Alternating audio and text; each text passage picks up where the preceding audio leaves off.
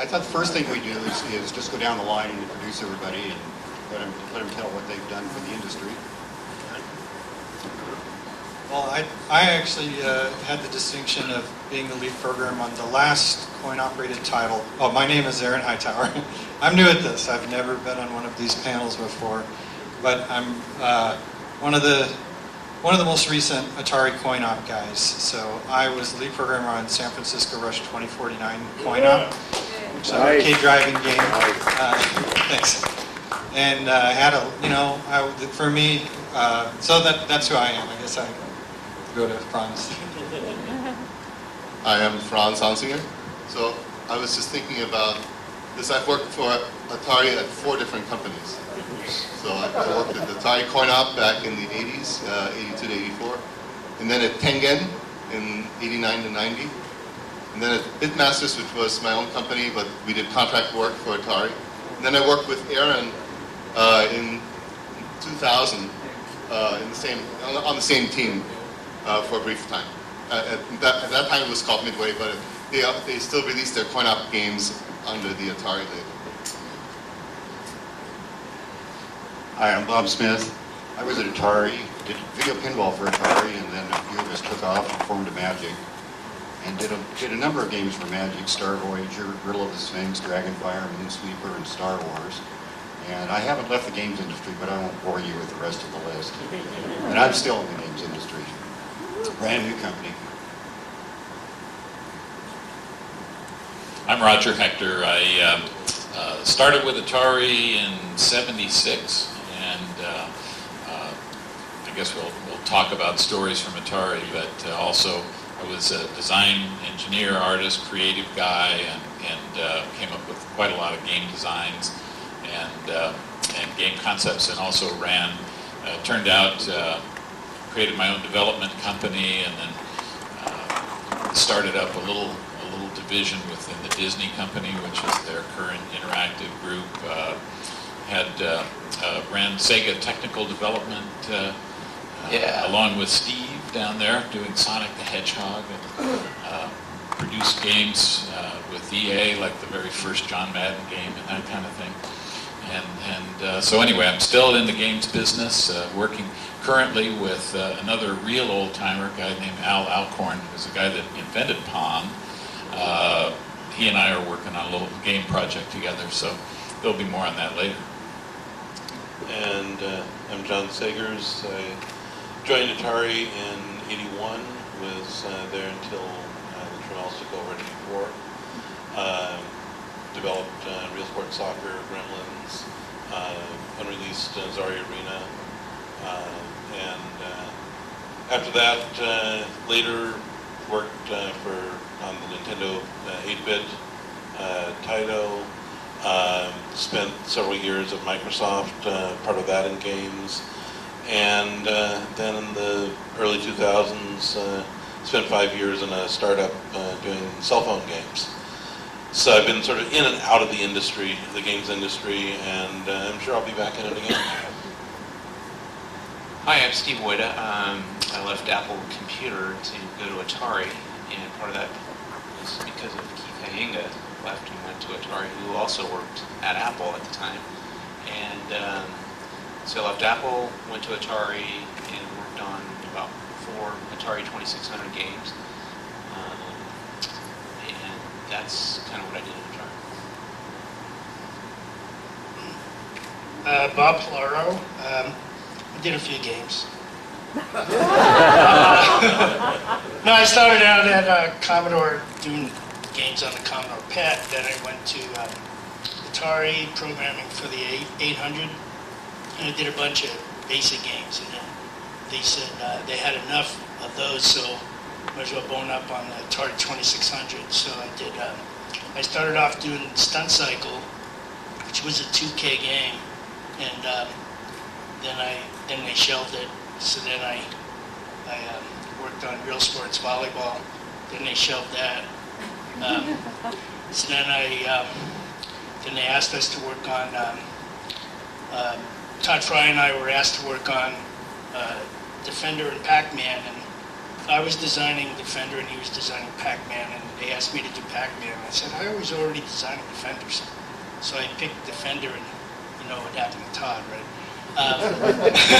So I did Defender, and then they started the Real Sports Volleyball designing, and then they brought back Real Sports Volleyball. Then I designed a while back, and I gave them a round ball then. And then I released Stun Cycle way later when Atari2600.com started bringing back some cards. So it's, now I'm doing cell phone games, mostly Android operating system stuff. I probably should say what games they were that I worked on. Taz, Quadrun, Asterix, and Garfield, and I think that was about it. I'm going to keep doing that as I start reading. Middle-aged microphones. That's right. My games. I'm Nick Omarzu. It was Chris back in Atari days, but I changed my name 20 years ago. I've gotten used to it. I did a couple Sesame Street cartridges, and it seems like I did kids games and oddities. Good Luck Charlie Brown was one of the kids games, and then Pepsi Invaders, which is another one of those oddities. And then there's another cartridge that is based on Big Bird. I'll leave it to your imagination. I don't think I can talk about it because they'd have me killed. But I did a little stint with strategic simulations, but afterwards, and worked for Williams doing coin ops before Atari, and I'm kind of far removed from the industry at this point. Hi, I'm Keithan. I wanted to work with better graphics in the 2600, so I'm actually one of the few people that wanted to work on the 5200. The only thing I got released while I was at Atari was Real Sports Baseball, which is pretty good. But I've got something to announce, and that is that next time I'm on this panel, we'll be able to say that Tempest was finally finished. It'll be coming out and be published by Atari Age magazine. So next time there'll be two things to mention.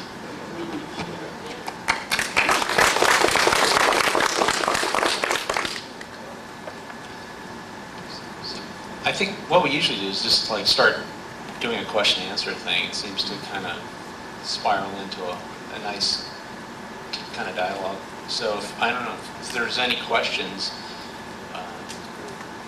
start that off now. What do you think? You got any questions, Bob?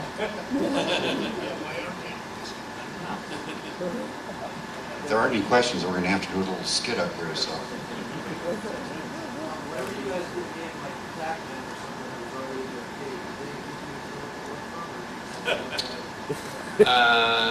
So the question was, when we were given code games like Pac-Man or something like that to work on, did they give us the original code for the games?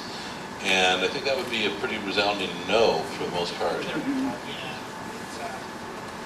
Basically, they said do a coin-op conversion, and they brought in the arcade machine, and we got to play it to get the gameplay, but we had to rewrite it from scratch, and we didn't even get any graphics or anything. Of course, the graphics were pretty low at that time anyway.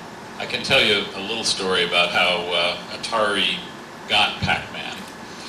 There was a relationship between Namco and Atari that had been really established through their coin-op businesses, and there was a time when Namco decided to try and market 3 coin-op games that they had created, and they didn't have a lot of sophisticated sales pitch associated with this, but they sent 3 games to Atari to take a look at, and all of them were pretty shaky looking, I thought. I was in the R&D group at the time, and I was looking at them and asked to evaluate these 3 games, and they were okay, but one of them was Pac-Man, and no one had any knowledge of like the success that Pac-Man had already established in Japan, because it really launched and went huge in Japan. They even had coin shortages in the country of Japan because so many of the Pac-Man games had absorbed so many of the Japanese coins that it was becoming a national discussion point for them. And Pac-Man was a huge hit over there, but we were completely oblivious to it. And when they sent us a Pac-Man game and two others that were not as good, they said, look, Atari, we'd like to license the coin-op manufacturing rights for Pac-Man to you, but you got to take all three of these games, because it was a bundle deal. You couldn't just take one. And so anyway, someone up above sent these games over, and they said, well, take a look at them and tell us what you think.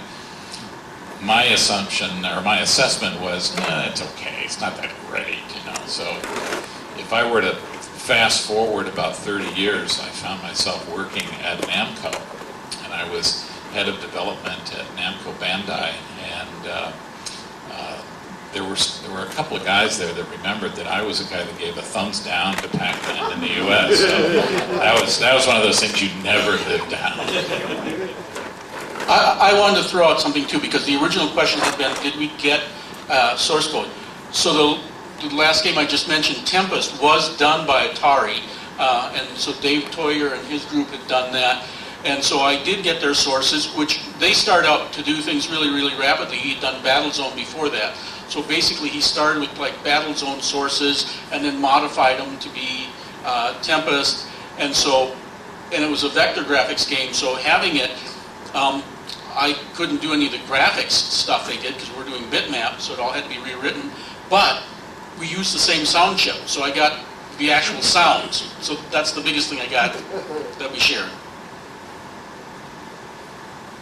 Bob Pluro, you put your initials in 2600 Defender. How long before Atari management discovered it, and were they upset about it? They were never upset about it. In fact, shortly after that, it was almost mandatory to put an Easter egg in the game to help sell it, I guess. But yeah, you know, it was on the 25th wave. You hold the humanoid on the 25th line, and all the aliens turn to BPs. But yeah, it took about 4 months or so before marketing found that. It was hard to keep it secret. Well, they didn't really like it, but they said, well, okay, I guess that's what we're going to do. And then you do a game and they say, what's your Easter egg? So I'm not telling you.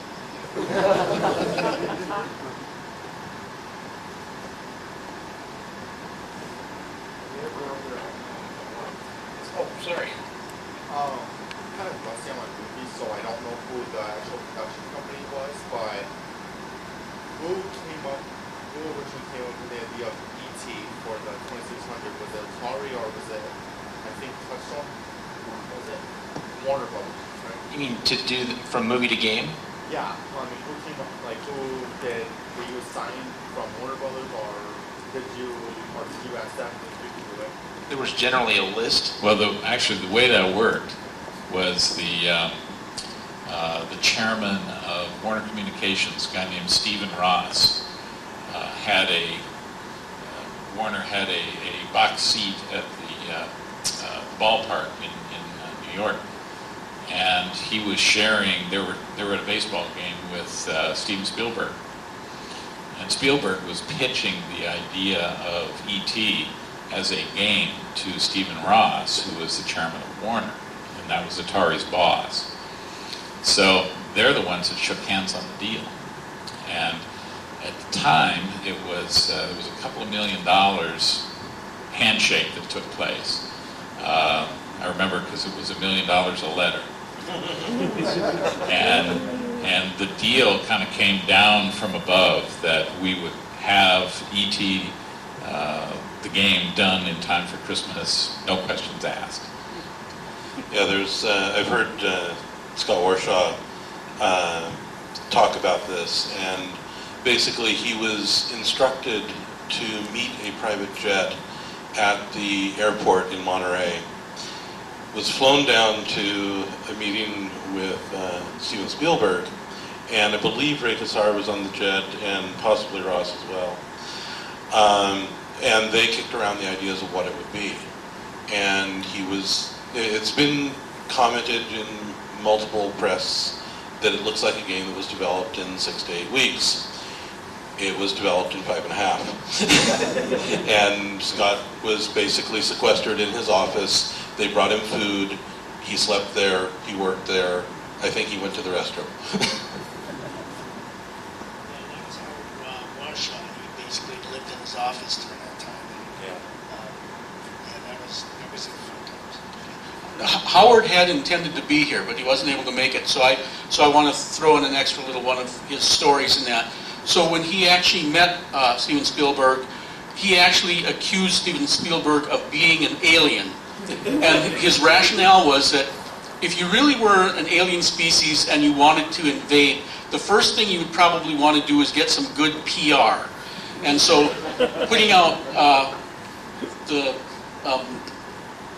alien, the third kind, Close Encounters of the Third Kind, and E.T., they were nice aliens, and so he figured that was good PR for the invasion.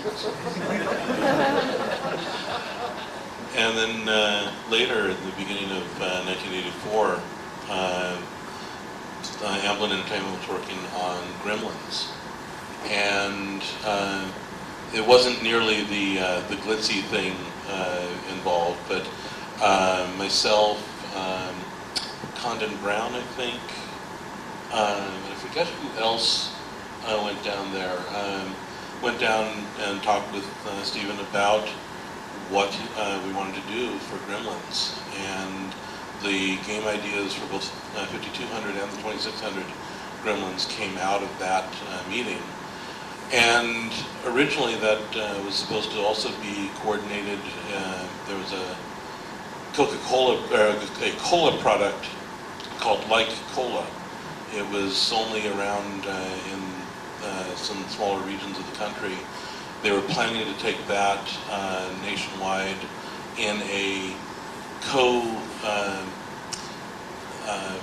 PR deal along with Gremlins and such. And we had a pretty tight timeline for that game as well, not nearly as tight as Howard's. But I released the ROMs for Gremlins 2 days before the Trammels took over. And the Trammels stopped all production of video games when they took control of the company. That they did. And I talked with Amblin Entertainment in the months following that, and they were really, really upset that this product had not gotten out. And they tried to buy the rights from the Trammels. They wouldn't sell. And I actually didn't realize that the game had ever made it to the store shelves until the first time I came to CGE. And John Hardy actually managed to procure a couple of copies for me, and I was really surprised to find out that myself and Bob Vieira and I'm spacing on the artist. Anyway, that we got box credit on that game, because that was something that never happened in the Atari that we were working for. No, yeah, I had to risk my job for the box credit stuff. I always liked the way Activision was doing their, crediting the authors and stuff, and we weren't doing that at Atari at all. And so I was like, this is ridiculous. And so there was one guy in test who would proof all the manuals and the box mechanicals, and I said, you know what? Flag it as a bug if it doesn't have my name and Jerome Domet's name on it, because he was the artist that did the title screen. And so every time the mechanicals would come back, he would go, your name's not there or whatever, and I go, you know what, flag it again. And then finally they put the name on the box, and I got some flack for it, and I was like, look, if you don't do it, I'm just gonna quit, and I'm just gonna go to Activision. Well, Activision doesn't know I was gonna go over there and try to get a job. So I ended up going to CES, telling the same story to the Chronicle reporter, and she actually posted that thing in the newspaper at the time, because that's what we had, were newspapers back then. And So that was always interesting to fall back onto. It was like, when I look back, it was like the first actual package that had our names on the back of it. And there's no way I would put my neck out on the line like that nowadays. But I had to segue from that because it just reminded me, oh yeah, that was a whole big issue. So I have a related story.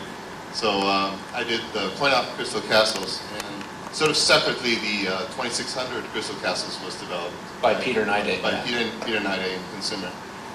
And well, I didn't really have anything to do with it, but somebody thought it would be good to put my name into the manual.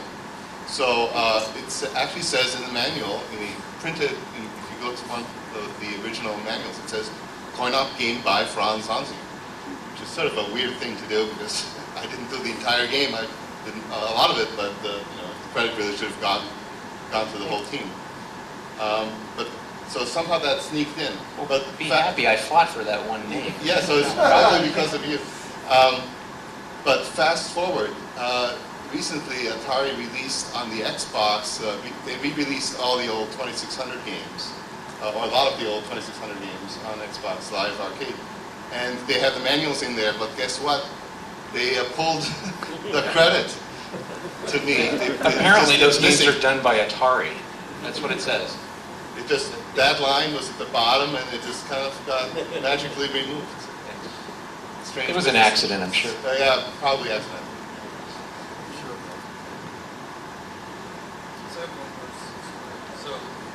This wasn't a game that I worked on, but along the lines about employees at Atari not getting credit for games, and I heard some of these stories. So in, I believe it was Star Wars that Mike Halley worked on, they had hidden their names in such a way that they didn't show up unless you cranked the brightness on the vector display to the max, and then you could see their names in there. But there's all kinds of stories like this, Atari employees wanting to get credit. And I was fortunate enough, by the time I got on there, we had a full screen with everyone's photo and names and everything. But it was a long time coming, and there were a lot of internal stories about the struggle for people who worked on these projects to get their names and representation.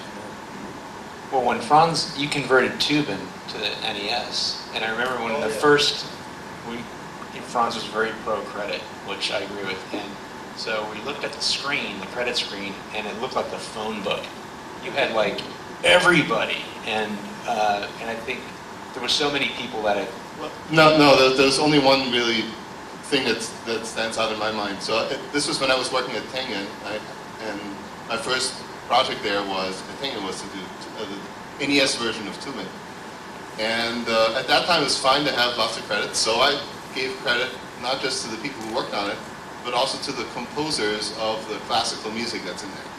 And that did not sit well with management, which I don't know why, because movies give credit to classical composers. But they came up with, they said, oh, that takes up too much ROM, that takes up too much space, took like 30 bytes. And they told me to pull it out, and I sort of begrudgingly removed it because I didn't really care that much. But I thought it was kind of odd. Yeah. Who do you think the worst management was during the early Atari years? Do you think it was Andrade? Do you think it was Ray Zard or Trammell's coming in? Which one was the more Well, I mean, I don't know how the Trammell's managed, but I know when they came in, I was halfway through Garfield on the 2600, and then all of a sudden I got a knock on the door, and I was done. So I was like, what? So I don't know how they managed. Prior to that, it was managed fine by me.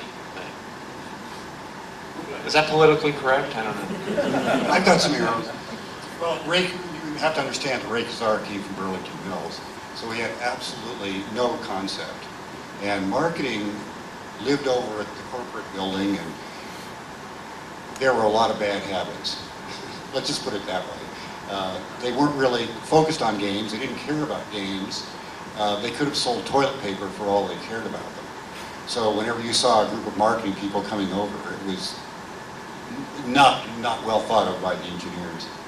So yes, I would say that a lot of money got wasted from there. And at the time, Atari paid me $16.5 a year to do video pinball. They probably grossed, what, 40 million? And most of that went to the execs. I think I got a $6,000 bonus that year, but the rest of it all evaporated. Yeah, I remember when Ray Kazar and his entourage came into the back of Atari, because I worked in the back, nobody knew what I was doing, and that was great. And they came back one time, and they needed to see, they were like, it was kind of like show and tell, everybody would show what project they're working on. And so I was just kind of learning the 2600, so I was working on the goofy quad-run game. And so I had all these colors flashing and everything, and the sounds and stuff. And I'm showing him the game, and he's in a suit, and he's right behind me like that, and I'm playing it for a little bit, and I kind of look over like this, and he looks at me, and he goes, colorful. And then that was it. He turned, about 6 people turned and left. Like, One of the other things was that many of us felt that the marketing department didn't really understand how to deal with original content. There were a lot of different things that were tried and would get canned. Atari Arena was one of those. Atari Arena went through 2 rounds of focus testing with significant changes after the first round. The second round, it came out with really strong likes. And then they sent it out to the malls for playtesting. And it was their methodology was they would show 3 games for a limited amount of time, and then they would basically say, well, would you buy them at these price points, etc. And the games that Atari Arena were up against, one was Robotron 2084, and I don't remember what the other one was. It was playtested, but it was another arcade conversion. Defender. It was Defender.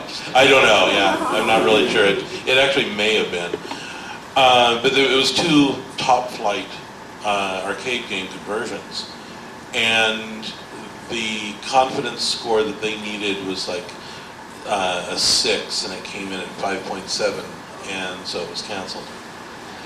Yeah, the focus groups were a huge component in game development back then. I mean, I would get stacks of information back from a focus group where, it's like these 12-year-old girls are playing this space game, which was Quadrant, and why is it not like Miss Pac-Man? And I mean, they're just going through reams of this data, trying to figure out what am I going to do here, and so they just made it a mail order only game, and just figured they would sell 10,000 of it.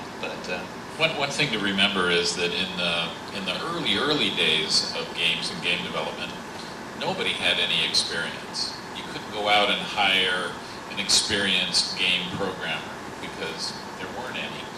Back in the kind of the middle 70s, everyone that came into the company didn't have any game experience. So that was true for marketing people. They were trying to extrapolate experience from some other business into creating what was a very immature business and industry at that time. In the earlier days, we didn't really have a good sense that this was actually going to continue to be a real ongoing thing. Like, video games might be just a passing fad. They're going to be, they were big last Christmas, but they might fall down next Christmas, and the public will be on to something else. It really wasn't until kind of the 80s that I started thinking, gee, maybe there's a future in this. But from the manager's standpoint, the original leaders, the Nolan Bushnell and Joe Keenan and those guys, they had a tremendous amount of chutzpah to push people to make things happen, and literally no one knew. It wasn't according to a grand scheme. There wasn't a great strategy. There wasn't a giant guiding vision. Everyone was making it up as we go. And so a lot of things were experimented with. A lot of things didn't work. Fortunately, a few things, continually came out that did work that allowed it to keep going. I really enjoy working with Nolan, but he had his downside too in terms of being somebody that he would come into. You'd have a meeting and you'd talk about, okay, we're going to do this game, and it's going to be like that. And then he'd sign off on it, and you know, a week later he'd be back in the labs talking to somebody, changing it all without anyone else knowing it. And so there was an awful lot of that kind of misdirection and miscoordination that made it challenging to work there. But the upside was that it was something new every day. If you worked quick enough, you know, like while somebody was being dealt with over on that side of the building, you know, you could hide away and do stuff over here, you know, so it's kind of like a shuffle game. Yeah. What do you guys think of the contributions made by GCC with the 200? Were they perceived as outsiders or something? Well, personally for me, my first experience with GCC, and they do great work, by the way, and so Dan Hitchens, who did Berserk and Sword Quest and a lot of games, was my manager, and he said, Steve, you know, we're gonna, you know, we both actually decided to do Battlezone for the Atari 2600, and I was like, oh, this is gonna be awesome. I would love to do that. So he just got married. He was going on his honeymoon. So I started working on stuff. I had a vector-looking kind of hill going on and everything, and I was like 2 weeks into it. And I walked into, Richard Frick's office, and I look at the screen and I see a finished Battlezone game on the Atari 2600, and I was like frozen, and I kind of stared at it. I said, hey, Richard, what's going on here? Oh, yeah, this just came in from GCC. And I was like, oh, wow. Yeah, I'm not sure how I'm going to explain this to Dan when he gets back from his honeymoon, and tell him that, our game's already done, but we didn't do it. And I mean, they did a nice version of it. I wanted to go the vector route, have it look that way, but that was my first real personal experience with GCC. I knew all their stuff was really good that came in, and but I think I may have strayed from that. So I actually wanted to say something positive about what they did. We worked very much independently, one person, two people at a time on a game. GCC actually put a team on it, and they have a number of people working, and then they had like some of their senior members that would do some of the hard stuff, and so they would share and culture, and so they cranked things out pretty rapidly, and I thought pretty decent quality.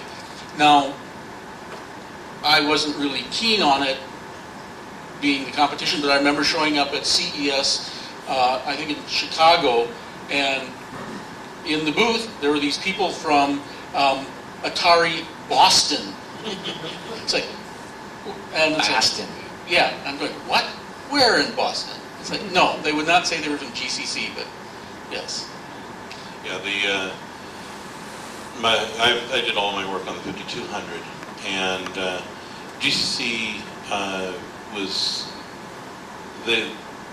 they had a little bit of there was some negative concerns around the office, because whereas as the Atari programmers on the 2600 would be given a specific ROM budget, for example, Pac-Man was limited to 2K, even though Todd wanted a lot more for it. And the folks at GCC basically would go ahead and do whatever it needed for the game, and then they would present the finished product to Atari, and Atari would say, "Oh, okay." And so, the Todd's version of Pac-Man with the always flickering ghosts and such was an artifact of not having enough ROM. And the GCC Ms. Pac-Man was essentially what Todd was wanting to do with the screen kernels. And it's not just because they created Ms. Pac-Man in the first place? No, it's because basically these guys can tell you a lot more about the 2600 programming, but basically in order to get the complexity of the screen, be able to have the code to multiplex the players as necessary when they were on a line together, but not multiplex them when they were in other parts of the maze. That's stuff that it takes multiple copies of the code very similar to each other, but not exactly, and that takes extra ROM space. Plus, he was the first one paving the way for this stuff, so it was all knowledge, and we were all learning from each other. So obviously, it and it's still true to this day. As you keep doing this stuff, we see stuff that looks better and better. May not necessarily play better and better, but Yeah, and then it came down to the 5200 had problems with its controllers, and it wasn't selling all that well. And this thing called the 7800 came out of GCC, and there was a internal to Atari, it was being perceived as, oh, well, this is going to replace the 5200. It's a better system, and it was different. It could do certain kinds of games better than the 5200, but there were whole classes of games it couldn't do because it didn't have the bitmap support. I mean, basically, we just didn't know what GCC was doing. If we knew that, it would be fine. Okay, they're doing that, then I'll do this and whatever. But we never knew what they were doing.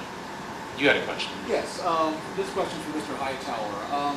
I take it that you grew up playing the original Atari games when you were younger, before you went over to Atari. Yeah.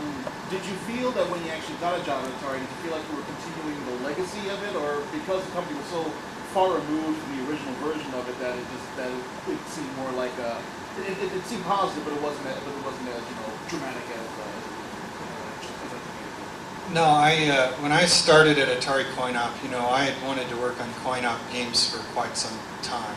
And, the first arcade game I played was Asteroids, and I was a big Asteroids player and lined up the ships and got all kinds of attention when I was a kid. And that was great. And I always, since that moment, I played a lot of other games and got really good at them. And, everybody in my school kind of knew me as the arcade game, the guy that could play all the different arcade games. So I actually got my first real, I did a short little thing.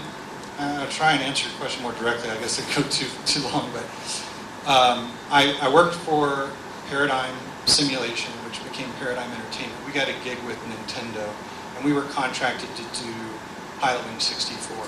And that product was successful enough that I got calls from recruiters saying, "What do you want to do?" And I told them, I was like, "I want to do an arcade driving game." And I really expected that they were going to say, "That's really cool, but you're going to need to move to Japan and work with Sega." And I was really prepared to do that. But the recruiter says, "I actually have a deal with Atari." I'm like, "Atari, aren't they out of business?" And, "No, let me just have this guy call you and we'll let him talk to you." And so John Ray called me from Atari. And I just got back from E3, and I actually had the chance to play San Francisco Rush, which Ed Logg, who created Asteroids, had actually implemented the Nintendo 64 version of San Francisco Rush. So it was one of the early Nintendo 64 games to come out. And so when I played it, I kind of recognized that it had the hard drive and model in there. And I asked John Ray, I was like, "Is that the hard drive and model?" He was like, "Yeah. Wow, that's really cool." And so they brought me in for the interview, and I got to meet Ed Logg and Dave Shepard. Dave Shepard made the Asteroids Deluxe game, and all of these guys that are just heroes and legends to me. I mean, I did the whole Wayne's World. I'm not worthy when I met Ed Logg. It was just so great. And so for me, I really did want to do my best to carry the torch for all of Coin-Op, and that's really where my passions lie, and to this day. It was a great opportunity to work with those guys that had been there for 20 plus years. I was there for just a year or so, and we had the 25th anniversary, and we took a big boat onto the Bay Area, and so and all those guys that have been there, and then getting to work with Franz and all of these legends, to me that was just absolutely fantastic. So yeah, I mean, I always kind of was like the new guy and everything, but even when I was at working with Nintendo and these guys, they all thought I was just crazy. Arcades are dead and Coin-Op are but that really was my thing. So yeah, it was great. It was really everything that I imagined. It's a little sad that it didn't continue going on, but it was fantastic. And thanks for the question. Yeah, I was before I started at Atari. I was also addicted to Asteroids, the original one. One of the fun things we had in the office, in the consumer division, was we had a couple of rooms set aside with the arcade machines, many of which were being looked at for conversions, but others were just in there for research. And, you know, to go off and blow off some steam, we'd go in there, but people would get too good at things like Defender or Tempest or whatever to be able to really, you know, if you started playing and just kept playing, you'd spend way too much time at it. So I came up with ways of making them more difficult, like covering up the entire screen of Defender except for the little meter at the top, and played instrument flight rules. And I forget what some of the other ones were that we did that way. Just mutant training mission on Defender, where go down and shoot all the people first. Just an add-on in the coin-op side, the rooms that the games were being developed in weren't personal, dedicated to one game. They were the labs, they were called. And Ed Log had his Asteroids game sitting there, and there was, you know, about 6 or 7 feet away on the same bench would be another game, and then another game down there, and another one behind him, and whichever one was starting to be played by the other guys, and then the word would get out that people would come in from, you know, from other parts of the office to come in and see that game. And pretty soon as Ed couldn't work on Asteroids anymore because everyone's playing his station all the time, that's when they knew, hey, this is going to be good. Just another word about Ed Log. He's still known as the programming god. He is absolutely the best I've ever seen. When I arrived at Atari, I was but an egg, and I read his code for a long time. Learned an amazing amount. I want to say one more thing about Ed Log too. He was the coin-op guru over there, but he actually did a 2600 game. I think it was backgammon, and I remember when he was Actually, it was working on it. It was what? Othello. Othello, okay. It was one of those board games. But he said it was the hardest project he's ever worked on. I mean, compared to all the coin-op games he did. But when he was done with it, he put it head-to-head with someone's competing Othello game, and of course his game trounced the other one.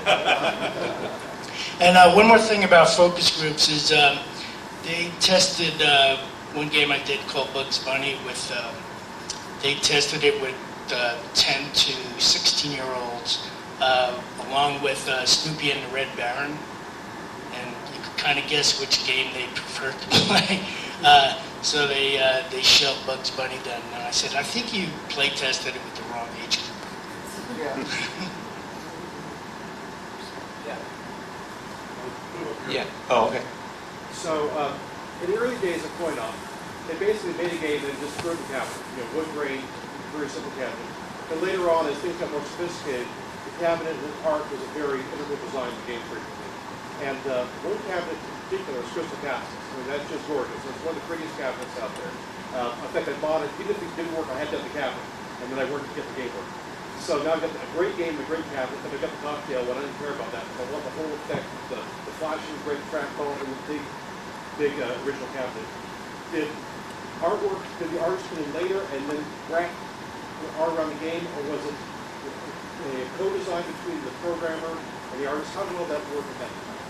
I guess I should answer that one. Yeah. So the brief history is Crystal Castles took about a year and a half from start to being in the arcades. And for the first year or so, it was just the programmer and the engineers working on the game. There was really no involvement by the manufacturing and the cabinet designers. Once the game was basically approved for production, that's when they came in, and it was really quite separate. They took the artwork from the game, and they, of course, had to redo the artwork because it was all vector-based and much more detailed than what's in the arcade game. But yeah, I agree with you. They did a really good job making that cabinet, and especially the flashing trackball. I always liked that a lot. And I still have my Crystal Castles game at home, and recently got it fixed. I needed a new monitor. By the way, it's really hard to get those monitors. They are getting harder to find because everything's LCD now. So get your arcade games fixed now while you can.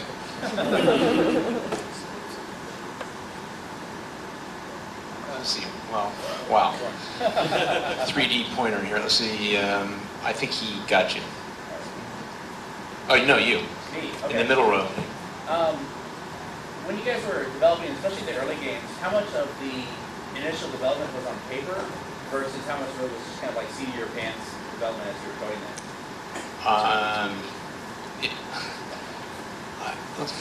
it? For me, it was just kind of start putting stuff up on the screen, and the only time the paper really came into play is when actually doing the artwork with a pencil, and just using the grid paper and then taking the hex from that, and boom, there's a hamburger. In the early days, the art for the game was white dots on black screens, right? So typically a graphic race car or cowboy or something would be drawn by filling in squares on a piece of grid paper, and you would create that was also known as programmer art. When the technology got allowed for higher resolution is when you were able to use more formally trained artists and that sort of thing. It was one of the things I worked on was Battlezone. Ed Rodberg was the guy that had the first 3D vector graphic game, but he asked me to come up with a way to design the tanks and the graphics, basically all the characters.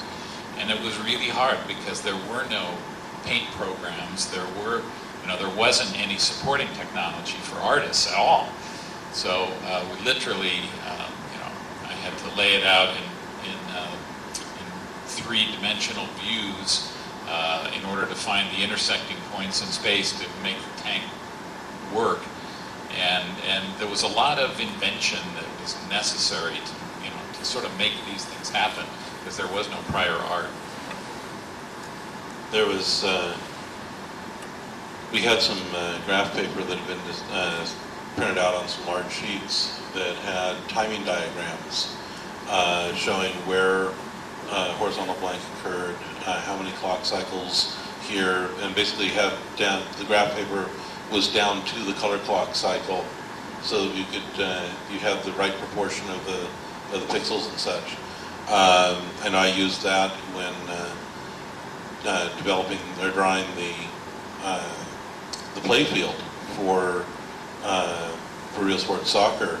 Basically, I sat down and figured out what the projections were and got the coordinates, and then of course, it was actually drawn with by line drawing in the game. But it was all done on paper first. There were other concept arts that was done just trying to figure out what you were going to do on the screen. Today you'd do that in a paint program, just draw it out and, oh, I think it'll look like this. But back then, getting the pixels on the screen was one of the hardest things to do. And you were often having to write code to do it. Yeah, so another thing people think is that you would write a design document first and get your game design all squared away in a large document. And nowadays, a lot of games are made that way, and even 10 or 20 years ago. But 30 years ago, we also had a little bit of paper at the beginning, so there would be brainstorming sessions, and there would be, somebody would write up what the idea was. Maybe one sheet would say, oh, we're going to have a tank and it's going to shoot. Some very, very low level of detail. But then, once the programmers started, it would really be seat of the pants most of the time. I wanted to add one thing about this too. One of the really important things about, most of these guys worked on the 2600, and you were really limited to how much you could display on a line-by-line basis. So the really important thing was the actual kernel lines for doing these things. So you didn't get a lot of chance to design. You were basically worrying what you could do just from almost a line-to-line basis. And depending upon if someone else had come out with an extra character type kernel or something like that. So it really was, what can I do now? It was really on the fly for most of these guys. Yeah, and the 2600, everything was based on screen kernel. The 5200, you had a lot of much better graphics support, but there were still things that we ran screen kernels. I don't think I wrote a 5200 game that didn't have a screen kernel. At least things ran on displayless interrupts. Can I add one more thing here? Actually, every time I do a project, I buy a quadrille notebook. So I have my notebooks dating back to video pinball. And the first thing I had to do with video pinball, of course, was, the play field had 4-pixel resolution. So I definitely had to lay my screen out because it was very, very important. And of course, all of my kernels, I always worked kernel. In fact, I'm working on a 2600 cartridge right now that's up to 8K, but it's not done yet. And I wrote the kernels in a quadrille notebook. And so I have page after page of kernels with machine cycle count next to them, because that, 76 cycles and you get 22 1/3 in horizontal blank, and you just have to obey. So yes, I was the kind of person who did work from paper first. I don't do so much anymore when I'm working on other pieces of hardware, but for the 2600 it was essential. Bob Polaro was more of a seat of the pants guy.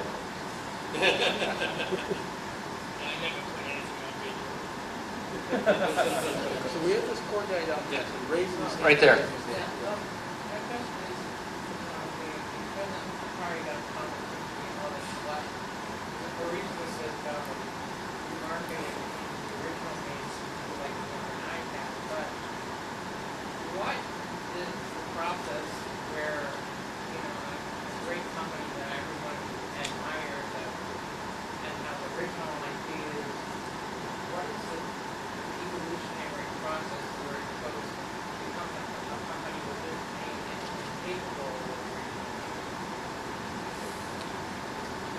I don't know if this answers your question. This may be coin-op specific, but one of the other things that Atari had a history of doing was having these off-site meetings where they would have brainstorming sessions.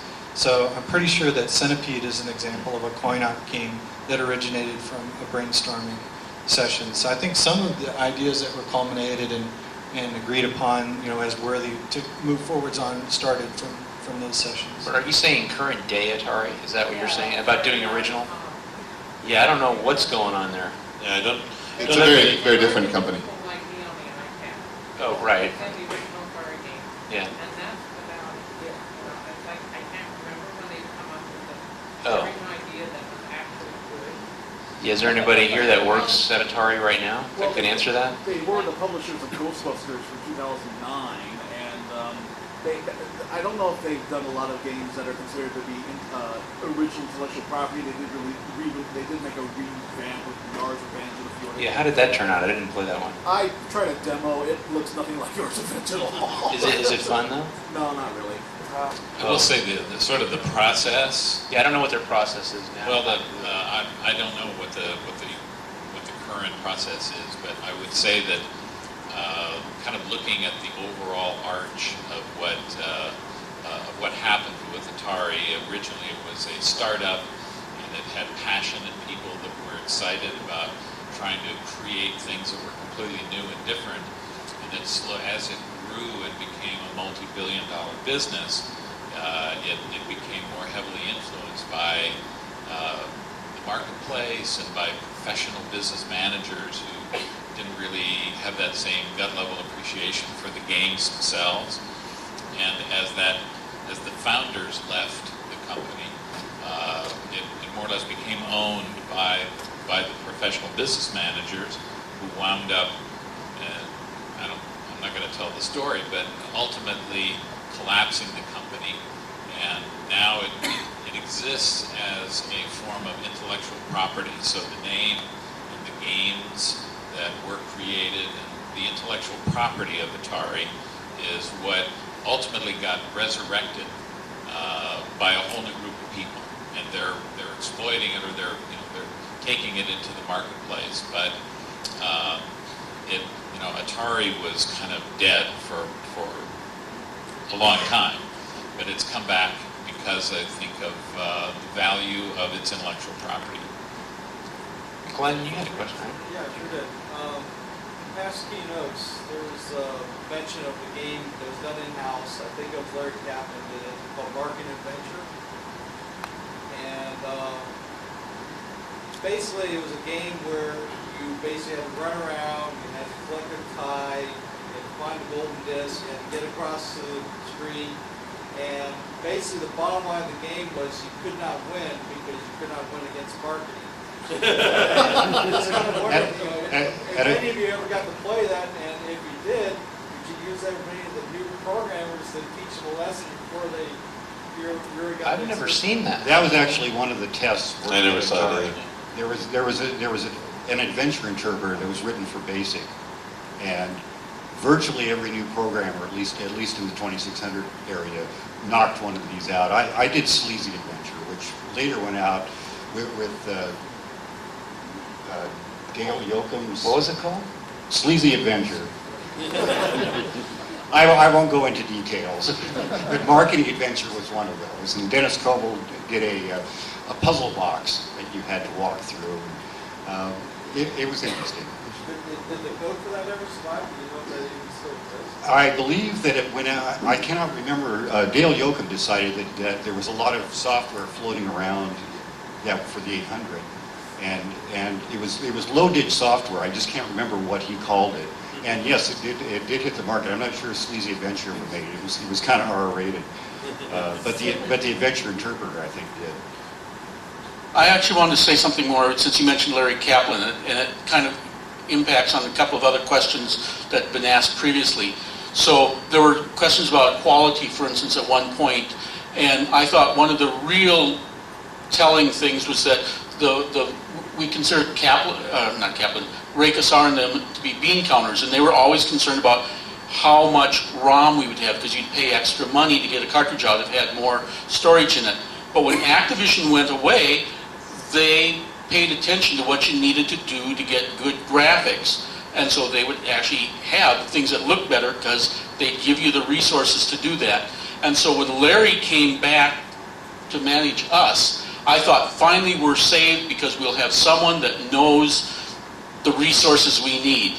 And I was quite surprised when we got sold to the Trammels and went out of business. But yeah. I guess this is a question for each one on the panel. What is your favorite game that you worked on, whether it was released or not?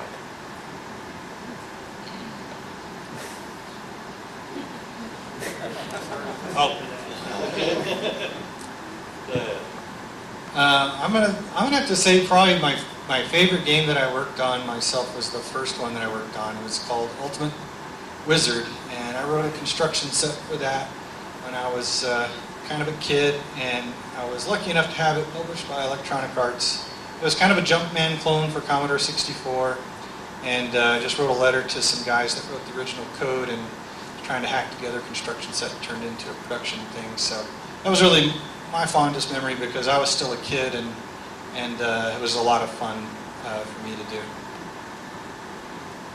So my favorite is Miss Pac-Man for the NES, which I did for Tengen back in 1990 in just 5 months. And just recently found out the true story behind Miss Pac-Man. Steve Golson is going to be talking tomorrow. Gave a really great talk about it about a week ago at California Extreme. And I finally found out a little bit about the history. It's very, very interesting. But at the time when I worked on it, I just knew there was this Miss Pac-Man game that I liked, and I was not given the source code. I was just given an arcade game in my cubicle, and a little rigged up pause button so I could pause the game and look at the graphics frame by frame, and I transferred the graphics pixel by pixel by hand. And started by doing a straight port and then adding a whole bunch of stuff. And the best part was adding all the new stuff, the new mazes and multiplayer and various weird new features. So I really enjoyed doing that. Well, video pinball was probably my biggest seller. The best thing about that was we showed it at the first CES, and the Fantastic Four, which is what we called the Activision boys, came over and kind of looked at it and said, "Okay, he can do this." So that made me a member of the club. So that was a good thing. But I think Dragonfire was the one I liked the most. I actually got a mention in IEEE Spectrum, which is a magazine for electrical engineers, about my kernels. So that felt real good. I think my favorite Atari game that I worked on probably was Battlezone, mostly because it was very challenging to come up with ways to make something work that really hadn't been done like that, and it was very exciting when people saw it working for the first time. Because at the time, now today it looks it looks pretty old, but when it first came out, it was thought of as very cool, and I enjoyed working on it. For different reasons, I'd say, to give you two answers. One would be Gremlins, and the other would be Zari Arena. Gremlins had a really good sort of feel about it all the way through the project. It had a good kickoff with Steven Spielberg, and it was a nicely polished game that sort of captured a lot of the humor of the movie. Zari Arena was actually formed, just sort of came to me at one of those off-site meetings where we were discussing what the next video game console would be that never ended up happening. And I sat down and figured out how to do some of the graphic stuff that really had never been done before. At one point in the, diverge here a little bit, the Atari 800 had 4 player objects, which technically meant you had 4 sprites. I figured out how to make 16 sprite objects, the fireballs in Zari Arena, pretty much look like 16 independent sprites. And at one point during when I was proving out the technology, I had up to about 64 of them on the screen at one time. So there were a lot of challenges that I had to get through on that. Created an entirely different way of doing music on the device. There's just a lot of things came together on it that I really, really enjoyed doing on that. Yeah, several that for different reasons that I liked. I mean, Quadrant was my first game, my first experience with the Atari 2600, but it didn't make it to the store shelves. And then Taz was cool for me because it was the first one to make it on the store shelves for me. I thought that was a big thrill. Garfield would have been nice because that was the first time I had an 8-character kernel going with one-line res color changes. For all you nerds out there, you probably know what I'm talking about. But Kid Chameleon for the Sega Genesis, and one that didn't get released, which was complete, was Saturn Waterworld, which I'm really bummed about that to this point in time. Well, there's a difference between the most lucrative game or the most game I'm most proud of. So if I were to pick one game, it would actually be something I designed about 20 years ago on the Commodore 64 called World Geography, which teaches geography to kids in a kind of drill and practice kind of format. And then I converted it to the Apple II, and then it ended up being a Java applet game for an internet website. And then more recently I did it for the BlackBerry smartphone, and then I did it for the Android smartphone, which is over here. See that? See the letters. Then I did it for the Nook tablet and a few other tablets. So basically I've been working on the same game for about 20 years. Well, I guess my favorite would be Good Luck Charlie Brown. Never made it out. It was one of those games that was almost done in 1984, and the Trammels came and said no games, and that was the end of that. My cousin did get a prototype copy that I guess has gone onto the market, and was just a different game. I didn't have some of the trials and tribulations that the other folks had. The special projects group started with 8K cartridges. We never had to deal with lesser memory, and so it was always fun in those days to have people think you were doing a 5200 game and reassure them, no, this is a 2600 game. And so it had a good look, and it was different play, and Charles Schulz loved it, so what more could you ask for? It was a great thing that just never made it out. So I think the one I was most happy with was Real Sports Baseball. When you're a little kid starting out to learn how to play baseball and you get to first base, you just want to run. You don't know that you shouldn't go to second base now because the pitcher's got the ball.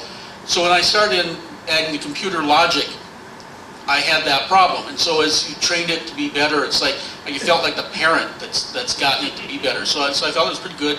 We did play testing in Chicago, and I remember sitting behind that mirror while these adults are talking about, I wish the Cubs played this well. That made me feel pretty good.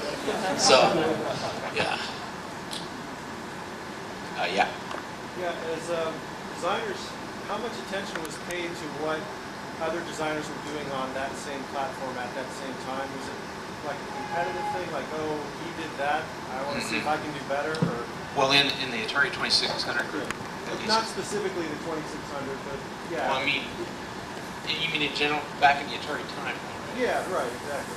Well, we were in separate buildings, but I can only speak for the building I was in, which was 275 Gibraltar, where we did those games. You guys were across the street.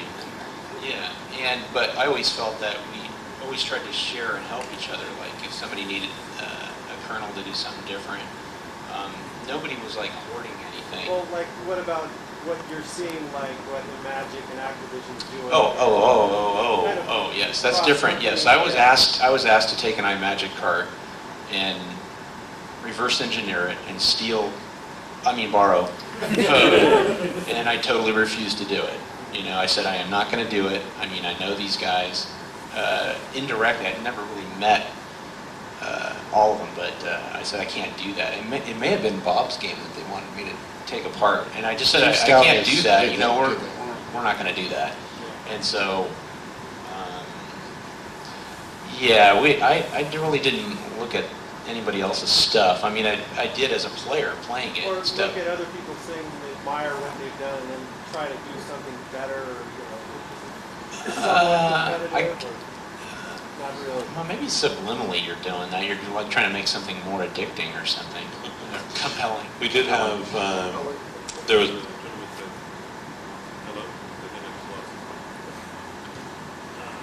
I'd say it was really... There was a gentleman, Chris Powell, that was actually, his job there was as the software librarian. He would try and curate specific routines that could be used and reused in the games, both 2600 and 5200, and documenting some of the key tricks of that these guys came up with on the 2600. So there was an actual effort within the consumer division of Atari to try and promote sharing.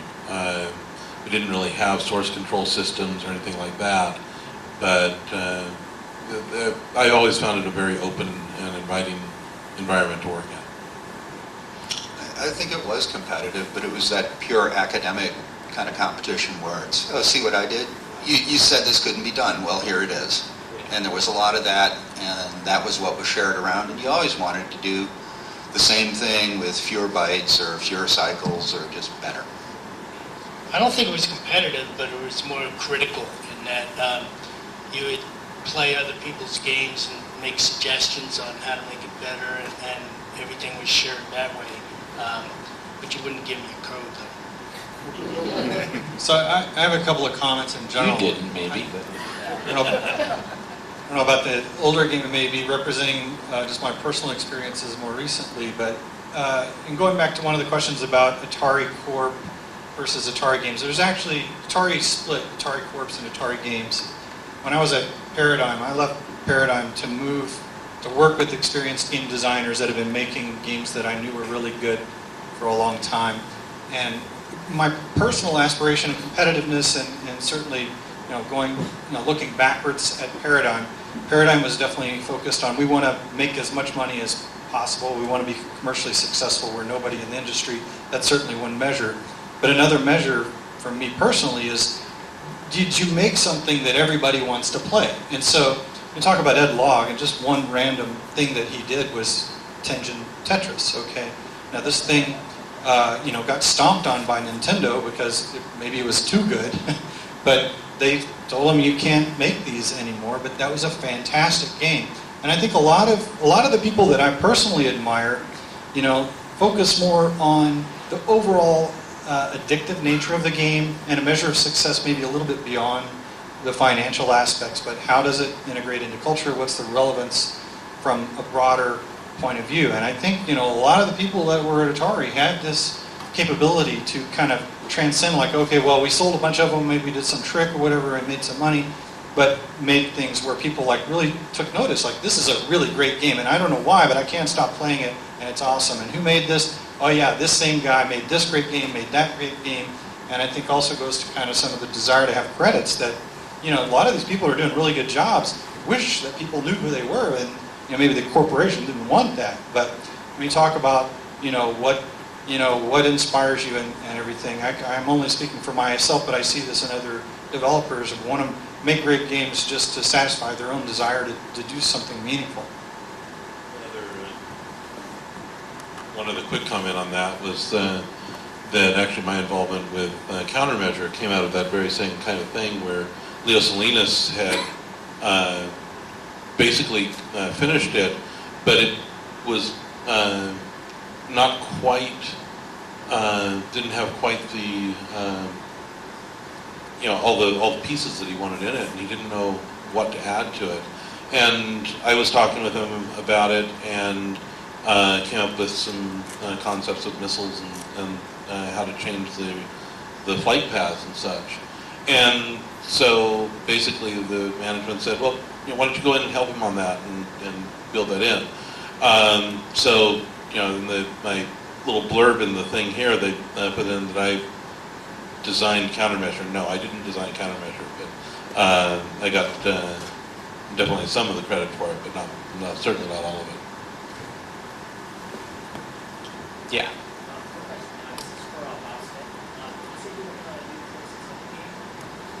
I am. I'm an idiot, but I am. Pardon me, I didn't. How do you feel to be going back? Well, I'm working on an emulator. Obviously, I don't have the same crude development systems that we used at Atari. I mean, we had thermal paper printers. That was the kind of, we were actually using a PDP. But that's a line-oriented editor. We didn't have fancy things like screen editors.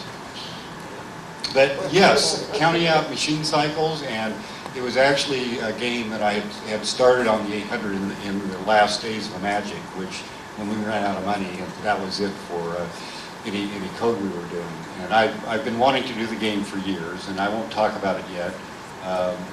But yes, it was fun. And the emulator is wonderful. Normally on the 2600, when you stop the development system, what you see are streaks on the screen, because the way a 2600 screen is generated is by actually changing the graphics registers as the beam goes across the screen. So when you stop it, all you get is the last things you wrote into those graphic registers all the way down. Whereas, the new emulators, boy, you can breakpoint on any scan line, you can look at any of the registers. It used to be write only. Now you can read them back. Oh, that's what I wrote to it, or that's what it contained on that particular scan line. So it's been great fun, and of course, I dream in 6502. I mean, I know 6502 so well, and I know all the machine cycle counts of every single instruction. So it was like it was a blast to the past.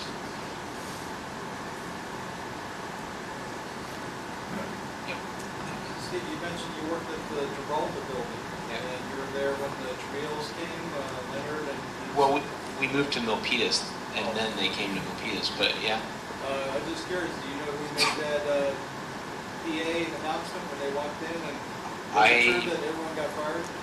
I was working on Garfield in an office with the door shut, got a door knock, took my headphones that we were bought, and I just figured, oh, well, no big deal. That means we're going to continue working. And then, what was it, about a week later, I think? Something like that? Yeah, they got rid of about 75% of the engineers and kept the rest of us on as contract. I was asked, do I want to do games? And I said, yeah, and then I was gone. I don't know. I mean, that's what happened to me. Yeah. Now, was the actual question about when they actually came into the building and the PA announced that the stormtroopers have arrived? Yeah. What was the exact phrase? I don't know what the date Stormtroopers was. have entered the building. That did happen. It did happen. Yes. We didn't have the dun, dun, dun, dun, that, but we had the announcement, yeah. Do you know who made that? Not me. I would always think of Howard if I thought of something like that. Might have been. For what it's worth, in the ups and downs of the business, and then like in the 83, 84 time frame, when much of the industry was kind of collapsing and falling apart, and Atari had, I remember there were 72 different buildings that they were occupying in the in the Santa Clara County area. And so there was a very large company, and there was a lot of stuff, a lot of people in different places. And when it came time to close some of these things down, there was an established history of, probably came from Ray, but shutting whole buildings down. And that had happened actually a bunch of times. That's kind of, they just chop things off. Yeah.